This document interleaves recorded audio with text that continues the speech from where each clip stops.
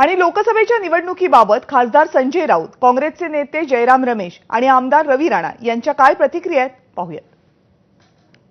निवडणुका वेळेत घेतल्या जात आहेत. 2 निवडणूक आयुक्त बदलले आहेत. मोदी सरकारनं निवडणूक आयोगाचा ताबा घेतलेला आहे. त्यांनी निवडणूक यंत्रणेचा ताबा घेऊन संपूर्ण निवडणूक हायजॅक करण्याचा प्रयत्न करू नये. या देशामध्ये लोकशाही टिकावी यासाठी गेल्या 100 वर्षामध्ये अनेकांनी बलिदानं दिलेली आहे, संघर्ष केलेले आहेत. त्याचं भान मोदी सरकारने ठेवावं. निवडणुका कधी होऊ द्या. इंडिया आघाडी देशभरात आणि महाराष्ट्रात महाविकास आघाडी पूर्णपणे सज्ज आहे. आम्ही निवडणूक कार्यक्रमाची वाट पाहत आहोत.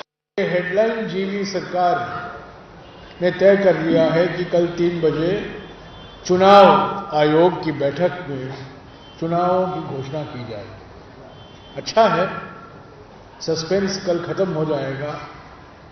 जो कल ही नियुक्त किए गए थे 2 इलेक्शन कमिश्नर, उनका भी मोहर छाप लग जाएगा इस शेड्यूल में और कल इसकी घोषणा होगी.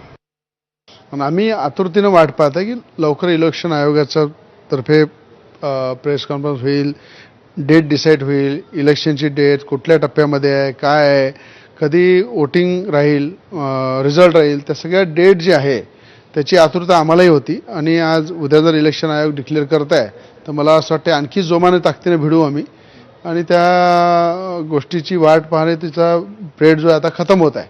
तर मला वाटतं ही आतुरता संपूर्ण देशात सगळ्या उमेदवाराला राहते, सगळ्या राजकीय पक्षाला राहते. ती आतुरता उद्या खतम होईल.